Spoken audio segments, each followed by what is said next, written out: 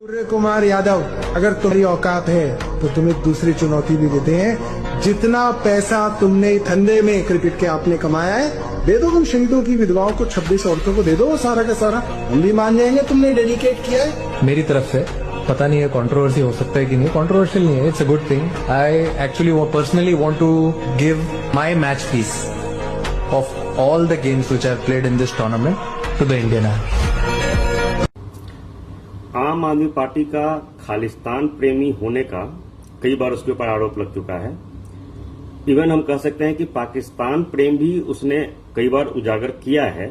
आपको याद होगा कि यही आम आदमी पार्टी सेना के शौर्य का सबूत भी मांगा था।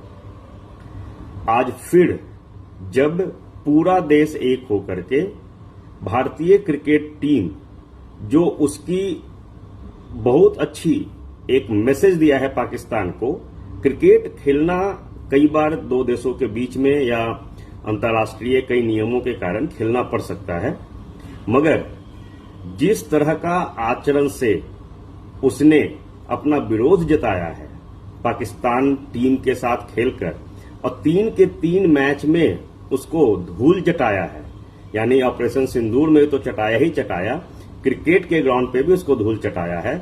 और जब पूरा देश भारतीय क्रिकेट टीम की सराहना कर रहा है, खासकर सूर्य कुमार यादव जो कैप्टन हैं उनकी सराहना कर रहा है, और जिस तरह से वो खुलकर अपनी बातें रखते हैं उसकी सराहना कर रहा है, आम आदमी पार्टी जिसकी चरित्र लगभग पूरे देश के जनता के सामने आ चुकी है, उनके नेताओं का चरित्र भी सभी के सामने आ चुका है, उसका एक नेता, पता नहीं अपने आप को हो सकता है कई बार गलतफहमी हो जाती है कि हम बहुत बड़े नेता हैं, सौरभ भारद्वाज औकात और चुनौती की बात करता है।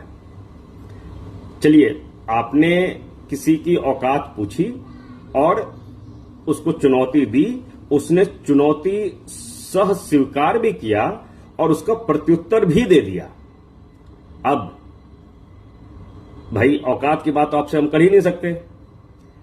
जिसकी औकात थी उसने अपनी औकात दिखला दी, जिसकी औकात थी चैलेंज लेने की उसने चैलेंज भी ली और दिखला भी दिया।